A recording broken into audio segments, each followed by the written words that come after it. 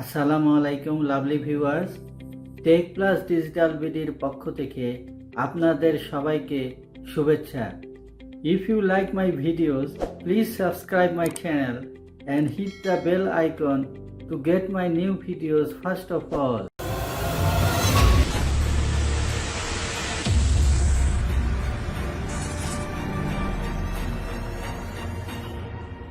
Techplus Digital BD, your trusted online study partner. আমি টিখান Dubai থেকে computer শিক্ষা বিষয়ক ইনফরমেশন নিয়ে আপনাদের পাশে সবসময় সারাক্ষণ। আমরা আগেই বলেছি যে লাইভ সার্ভারে অর্থাৎ cPanel এনভায়রনমেন্টে ওয়ার্ডপ্রেসকে আমরা দুইভাবে ইনস্টল করতে পারি। প্রথম প্রক্রিয়াটি হচ্ছে ম্যানুয়ালি এবং দ্বিতীয় প্রক্রিয়াটি হচ্ছে সফটাকিউলাস অ্যাপের মাধ্যমে। লাইভ সার্ভারে ওয়ান ক্লিক ওয়ার্ডপ্রেস ইনস্টলেশন কিভাবে করা যায়? লাইভ সার্ভারে ওয়ান ক্লিক ওয়ার্ডপ্রেস ইনস্টলেশন করতে গেলে সর্বপ্রথমে আমাদের cPanel-এ যেতে হবে। তারপর সফটাকিউলাস ক্লিক করলে একটি ফর্ম আসবে। সেই ফর্ম পূরণ করে ইনস্টল ব্লু বাটনে ক্লিক করলে ওয়ার্ডপ্রেস ইনস্টল হয়ে যাবে। লাইভ সার্ভারে ওয়ান ক্লিক ওয়ার্ডপ্রেস ইনস্টলেশন হচ্ছে সবচেয়ে বেস্ট কার্যকরী প্রক্রিয়া। লাইভ সার্ভার থেকে cPanel-এ যাব কিভাবে? ওহো, তুমি তো একই কোয়েশ্চেন বারবার করছো। লাইভ সার্ভার থেকে cPanel-এ যাবে কিভাবে সেটা তো আমরা পার্ট 5 ভিডিওতেই দিয়ে দিয়েছি। তুমি চাইলে আগের ভিডিওতে যেয়ে শুনে আসতে পারো। আমরা এর আগের ভিডিওতে পার্ট 5-এ স্টেপ বাই স্টেপ বিস্তারিত আলোচনা করেছি লাইভ সার্ভারে ম্যানুয়ালি ওয়ার্ডপ্রেস ইনস্টলেশন প্রক্রিয়া সম্পর্কে। আজকের এই ভিডিও লেসন পার্ট 6-এ আমরা আলোচনা করব কিভাবে লাইভ সার্ভারে ওয়ার্ডপ্রেসকে সফটাকিউলাস অ্যাপের মাধ্যমে কুইক ইনস্টলেশন করা যায়। সফটাকিউলাস অ্যাপের বিশেষ বৈশিষ্ট্য হচ্ছে ওয়ান ক্লিকের মাধ্যমে আমরা খুব সহজেই ওয়ার্ডপ্রেসকে লাইভ সার্ভারে কুইকলি ইনস্টল করে নিতে পারি। লাইভ সার্ভারে ওয়ার্ডপ্রেস ইনস্টলেশনের প্রধান শর্তই হচ্ছে আপনাকে ডোমেইন এবং ওয়েব হোস্টিং পারচেজ করে নিতে হবে। ডোমেইন নেম এবং ওয়েব হোস্টিং ছাড়া আপনি ওয়ার্ডপ্রেসকে লাইভ সার্ভারে ইনস্টল করতে পারবেন না। মনে রাখতে হবে cPanel-এর বসবাস ওয়েব হোস্টিংয়ের মধ্যেই, অর্থাৎ ওয়েব হোস্টিংয়ের মধ্যেই cPanel অবস্থিত। সেই জন্য ডোমেইন এবং ওয়েব হোস্টিংয়ের মধ্যে কানেকশন থাকতে হবে, কানেকশন রাখতে হবে। ডোমেইন এবং ওয়েব হোস্টিংয়ের মধ্যে কানেকশন রাখাটা অত্যাবশ্যকীয়।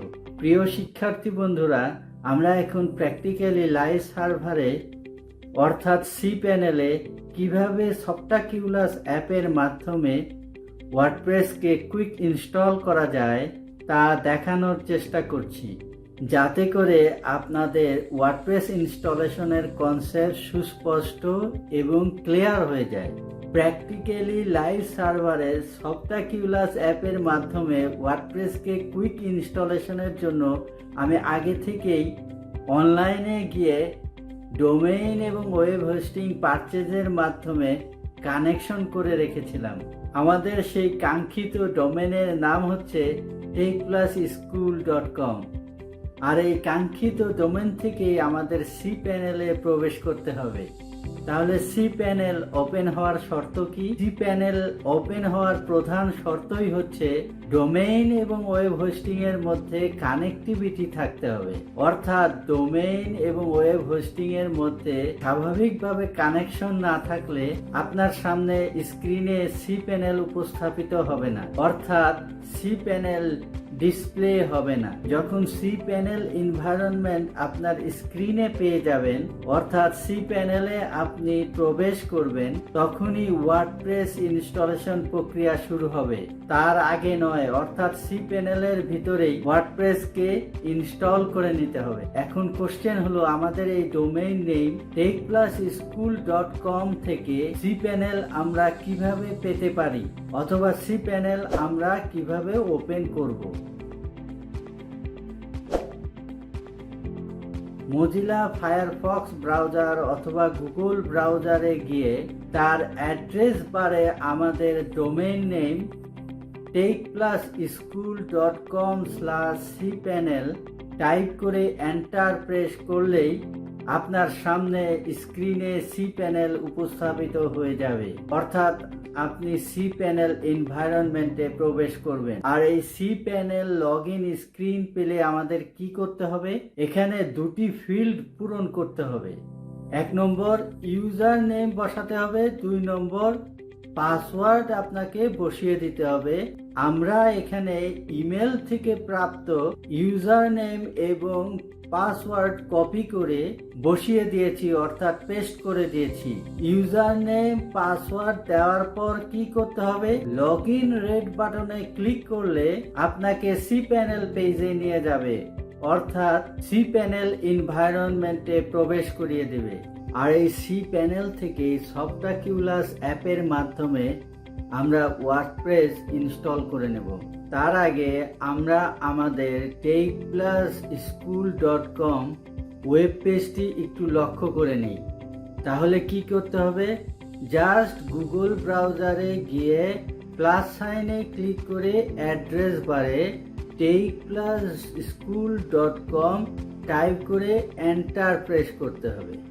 ওয়ার্ডপ্রেস সেটআপ হয়ে গেলে আমাদের সামনে এখন যে techplus.com এর ইন্ডেক্স অফ লেখা সিম্পল ওয়েব পেজটি দেখছি, তখন এই পেজে ওয়ার্ডপ্রেসের ডিফল্টকৃত ওয়ার্ডপ্রেসের ডিজাইন লেআউট এখানে প্রদর্শিত করবে, অথবা ইনস্টলেশনের সময় আপনি যে থিম বা ডিজাইন লেআউট সিলেক্ট করে দেবেন সেই ডিজাইন লেআউট অথবা থিম অনুযায়ী এখানে পেজ শো করবে। এখন শো না করার কারণ হচ্ছে আমরা এখনো ওয়ার্ডপ্রেসই সেট আপ করি নাই। তাই তো cPanel এ ওয়ার্ডপ্রেস সেট আপ করার জন্য সিম্পল লজিক হচ্ছে cPanel এ গিয়ে সফটাকিউলাস ইনস্টলার সেকশন ফাইন্ড আউট করতে হবে। এখানে উল্লেখ্য যে সফটাকিউলাস ইনস্টলার সেকশন ছাড়াও সফটাকিউলাস ইনস্টলার অ্যাপ আইকনে ক্লিক করে অথবা ওয়ার্ডপ্রেস ম্যানেজার বাই সফটাকিউলাস আইকনে ক্লিক করেও আমরা ওয়ার্ডপ্রেস ইনস্টলেশন স্টার্ট করতে পারি। তবে আমরা এখানে সফটাকিউলাস ইনস্টলার অ্যাপ সেকশনের মাধ্যমে ওয়ার্ডপ্রেস ইনস্টলেশন প্রক্রিয়া আলোচনা করেছি। সেজন্য cPanel থেকে Softaculous app installer section find out করার পর সেখানে গিয়ে ওয়ার্ডপ্রেস ক্লিক করতে হবে। ওয়ার্ডপ্রেস ক্লিক করার পর আরও একটি পেজ আসবে, আমাদের সামনে প্রদর্শিত হবে।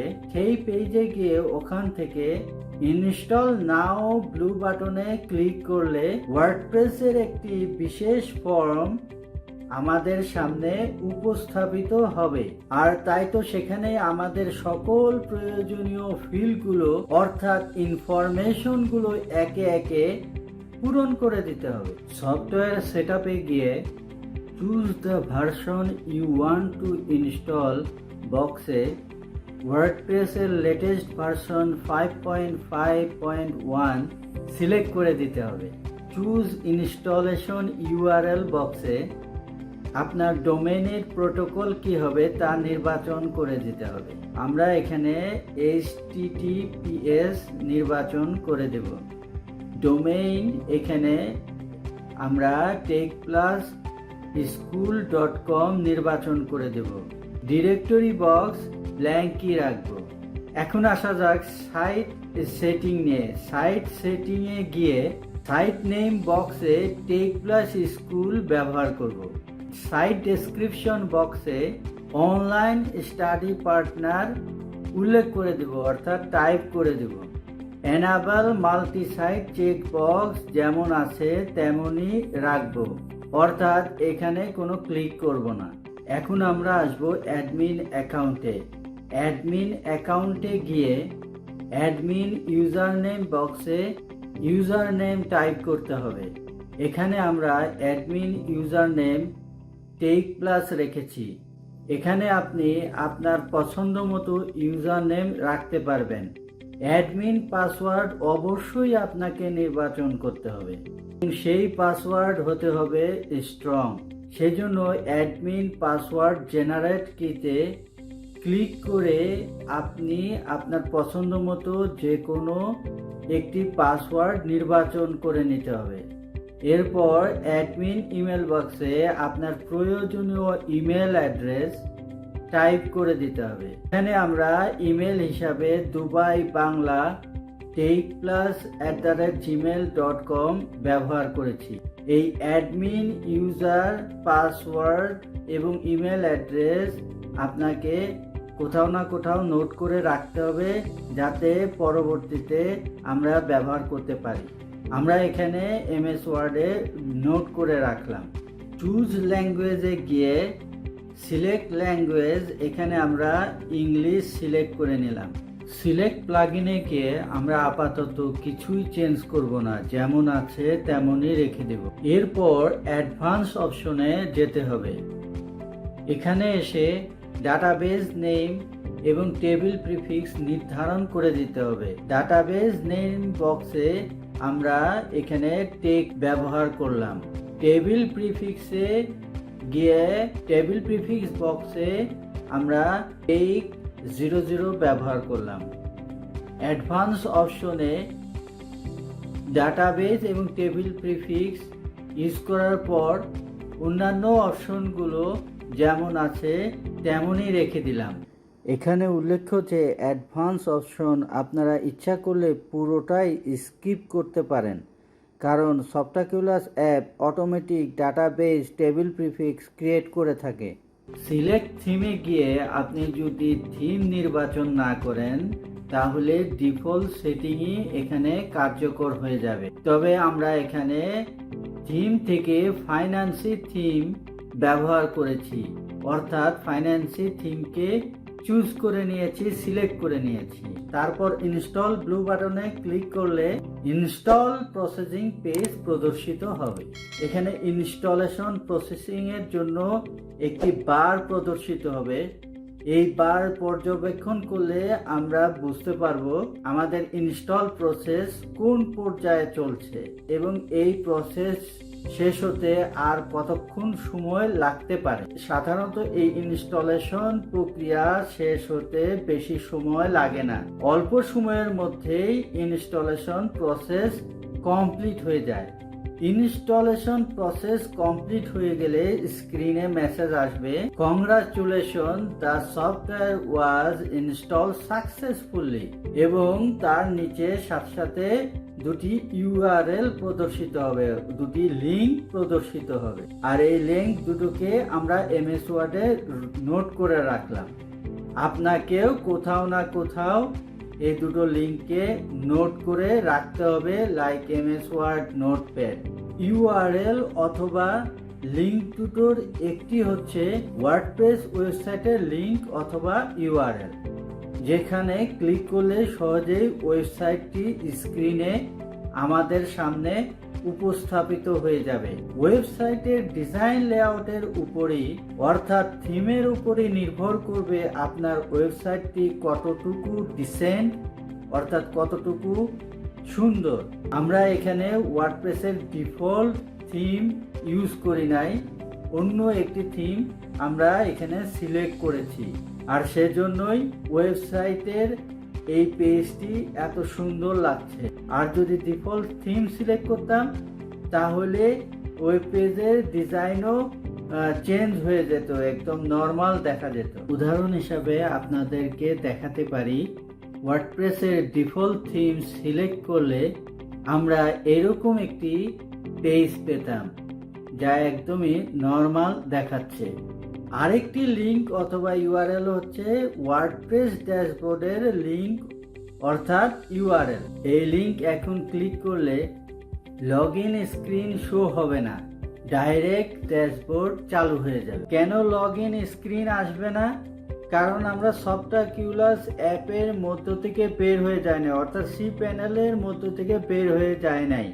বের না হয়েই আমরা লিঙ্কে ক্লিক করেছি, সেজন্য লগইন স্ক্রিন উপস্থাপিত না হয়ে ডাইরেক্ট ড্যাশবোর্ড আমাদের সামনে উপস্থাপিত হয়েছে। কিন্তু পরবর্তীতে ড্যাশবোর্ডে যেতে চাইলে আর যদি cPanel-এই আপনি না থাকেন, তাহলে গুগল ব্রাউজার অ্যাড্রেস বারে techplus.com/wp-admin টাইপ করে এন্টার প্রেস করলে ওয়ার্ডপ্রেস লগইন স্ক্রিন আসবে। সেখানে ইউজার নেম এবং পাসওয়ার্ড ব্যবহার করে লগইন বাটনে ক্লিক করলে আমরা খুব সহজেই ওয়ার্ডপ্রেস ড্যাশবোর্ডকে অ্যাক্সেস করে নিতে পারবো।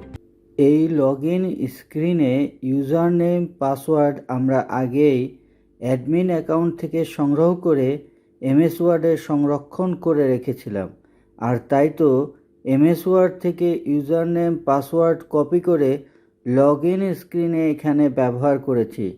আশা করি আপনারাও একই পদ্ধতিতে ব্যবহার করার চেষ্টা করবেন। তাহলে মূল কথা হলো, লাইভ সার্ভারে ওয়ার্ডপ্রেস ইনস্টলেশনের প্রক্রিয়া শেষ হওয়ার কারণেই আমরা একদিকে ওয়েবসাইটটিকে স্ক্রিনে প্রদর্শিত করতে পারছি, পাশাপাশি অন্যদিকে ইউজার নেম এবং পাসওয়ার্ড ব্যবহার করে লগইন স্ক্রিন প্রসেসের মাধ্যমে আমরা ওয়ার্ডপ্রেস ড্যাশবোর্ডকেও অ্যাক্সেস করতে পারছি।